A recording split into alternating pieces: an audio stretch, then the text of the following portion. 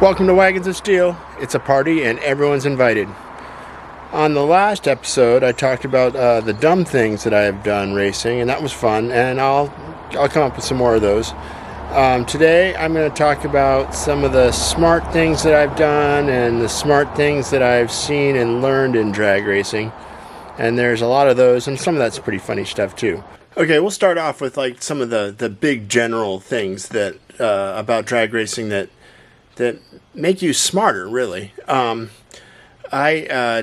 have done so much traveling in my life, just in general, but through racing, I've done even more. From the very beginning, I've always loved traveling. You know, I grew up in Florida, and now I live in Seattle. It gives you an idea. It's just kind of like the way that I roll. I like to get around, and so, starting from the very beginning, I would drive back and forth from Florida to Seattle to get race parts and stuff. And because I have my friend Dan Dvorak down there was the guy who really helped us get into stock eliminator racing in the first place. And then eventually I went down to Florida and raced in the Gator Nationals in 2016, which is a pretty big deal. And we raced in Mission, BC, and Phoenix, and Southern California. I haven't made it to the Northeast yet, although that is on my bucket list. And Indy is a big, huge deal that every drag racer should at least witness once in their life. So I guess that's on my bucket list. Although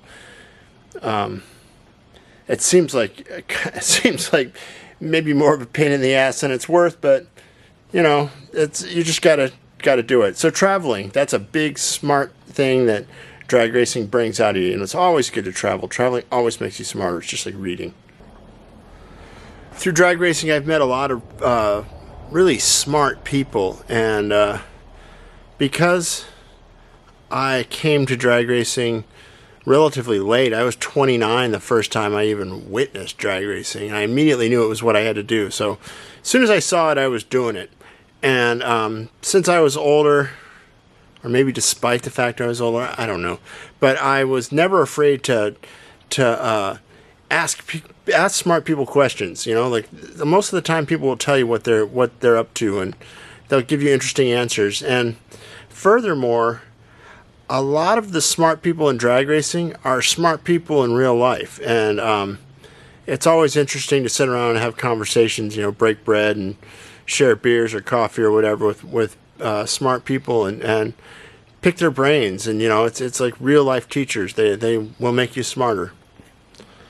Another smart thing that I did with drag racing is I really created a brand for myself. Wagons of Steel is it's internationally known now. Surprise, surprise. And I print these T-shirts, and I make a calendar, and once in a while I make a magazine, and you know, now I'm doing this YouTube channel that you're watching, and I just try to promote the hell out of myself along with the drag racing. So sometimes it's beneficial for tax purposes, although I don't really tend to do that just because it really, putting your race car stuff on your taxes, it's not necessarily a smart thing to do.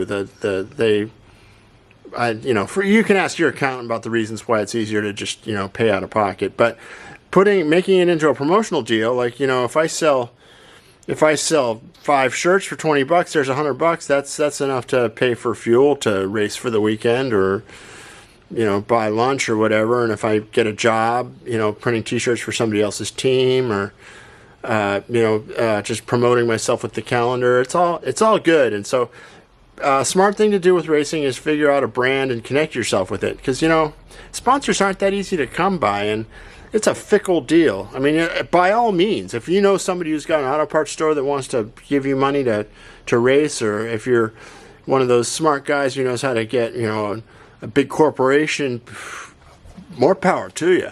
But while you're waiting, put your own name on the side of the car, and figure out some way to make it pay off for you, and you know, nickels and dimes if you can't get the $100 bills. Another smart thing that I did with drag racing was I got this practice tree. It's a This one is made by Biondo Racing Products, and they make a lot of good stuff for drag racers. And you know, it's just pretty simple. You got this little thing here that you hold the button, and you hold the button down, and then it gives you a tree, and there you go. You got your practice. And so you can, like back in the old days when I was first started racing, there was no such thing as practice trees for normal people. I mean, I'm sure somebody fabricated one, and you know, they used it in their garage or whatever. But for us normal folks, there wasn't anything off the shelf, and so now, back then you would look at, or I would go and watch other racers race, like in the beginning of the season, and to get the rhythm of the lights coming down, and so you just watch the tree come down a bunch of times, and then that would get you into the ballpark, and then you have to go and, you know, bring your car to the starting line to get practice on the tree. But now with a practice tree, you know, it's not exactly perfect, it's not the same, but you get the rhythm of the light. So it really does, you know, some people say they don't ever do it, and maybe they're bullshitting, and maybe they're not. I don't know. It's a useful thing, and if you bring it to the racetrack when it's raining, and you're all sitting around in the trailer, you can play practice tree, and maybe it'll make you better, maybe it won't. It's a good thing for building your confidence. If you can cut a whole bunch of perfect lights with it, it makes you feel like, oh, I got this. You know, it's cutting a good light is such an important part of winning a drag race. I mean, it's not the only part, but it's the first thing that's really important that comes down the pipe in a drag race, besides having a good car and having it on the starting line. But once you're actually in the race, having a good reaction time is the first important thing in any given race. And if you've got that under your belt, then everything else gets easier after that.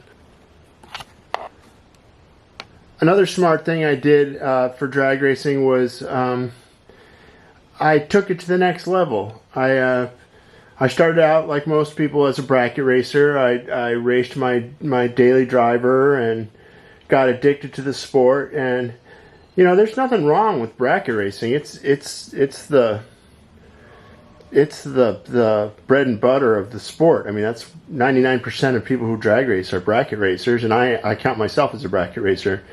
But it really kept my interest to take it to the next level and try stock eliminator racing. I mean, there's other people like Super Gas or Super Comp or Super Stock, or you know, if you're young and ambitious, you can work on a crew and work your way up and eventually find yourself into the seat of a top fueler or a you know, funny car or alcohol car, or you know, there's all the sky's the limit. There's nothing stopping you from doing whatever you want. And you know, I guess the smart thing in that is just aim high and just go for it. You know, travel to exotic races, and you know, stock eliminators got me into national events all over the country, and that's really been fun. It's really kept it as a really interesting pursuit for me, and you know, it's been an adventure.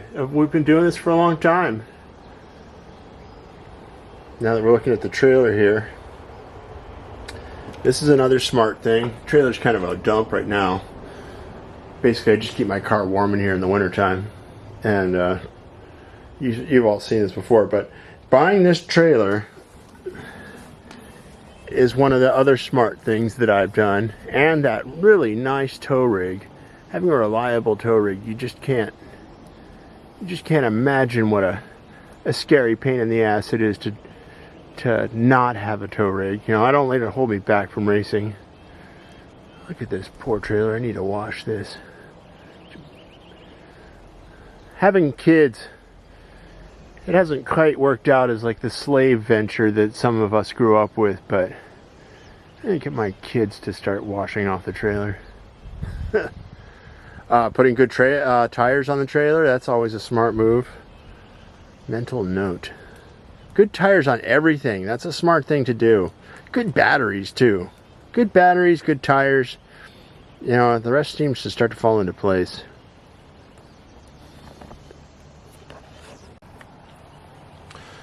Okay, now you've made it this far in the video. I'm going to tell you the smartest thing that I learned in drag racing, which is kind of, it's an obvious thing once you see it, but this is the secret for how winners win drag races. This is how you stay in the game for a long time, and it's a very cheap insider secret for how to successfully bracket race your car. And I'll show you right now. Here you go.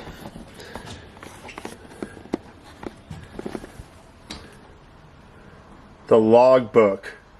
Writing down every pass that you have. You know, these will all have like different, they're all basically the same. Different companies make them. This one's a Jag, Summit makes them. In the past, I've made them myself. You know, and this, it has like, it has the time of day, the weather conditions, which lane you're in, your launch RPM. But, you know, basically the important things are what your short times, you know, like you got your 60-foot time, your 330, your 660, otherwise known as the 8th mile, and then mile per hour, and the 1,000-footer. And so all these are really important numbers to have. And so then you know what's going on with your car. So if it changes, you want to know why. You know, you can tell, what did it change in the 60-footer? Did it change in the 1,000-footer? And you know, the more you know, the more you think about it. And this only got one column in it. The more you think about it, the more stuff starts to add up and make sense. And when you put it in a column form like this, then you can start to measure, like, well, what was my 60-footer in the beginning of the day, and what was it at the end of the day? Why did I lose 300s? You know, then you can. The other part of this equation is it's in here somewhere. This one's mine. It's a Perform Air made by the Altronics Corporation, and I've had this for a long time. It's a weather station, and it's a drag racing weather station. So here it tells you all the different information you need to know about what your let's see, I'll get the menu on here, and it'll tell you, like here it's telling me that right now here in my trailer it's 56 degrees, 68% humidity, and then it'll tell you what your adjusted altitude is, which is an important one. Here it says it's 411 feet above sea level, which is actually pretty good air. The higher the number, the higher the adjusted altitude, and the slower your car's going to go, theoretically. All these numbers mean different things in different cars.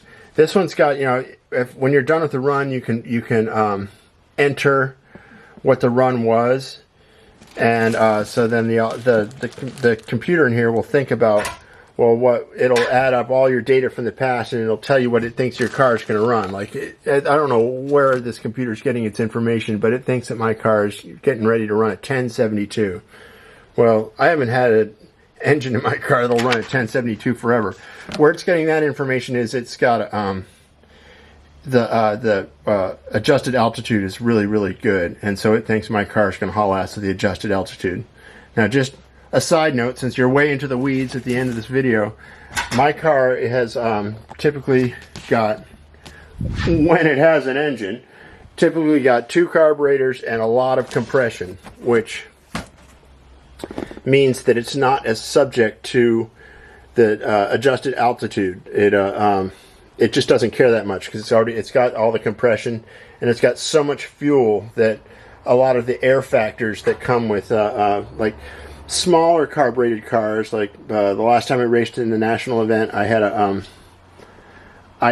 raced a friend's 302 2-barrel car, and 2-barrel carburetors are a little tiny thing. I've got 2 4-barrel carburetors on my car, which is I think it's at a 750, so it's 1,500 CFM of fuel going into that thing, and like I think the 2-barrel on a Ford 302 is like 300. So the air makes a huge difference in a 2-barrel small engine with low compression, whereas this, you know, being a 12.5 to 1 big carbureted engine, it doesn't care that much about that. But anyways, all those numbers, I've learned that over from experience by having all these columns of numbers written down.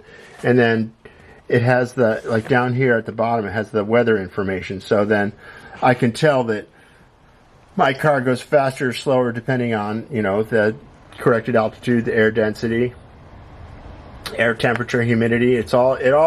You have numbers on all of it.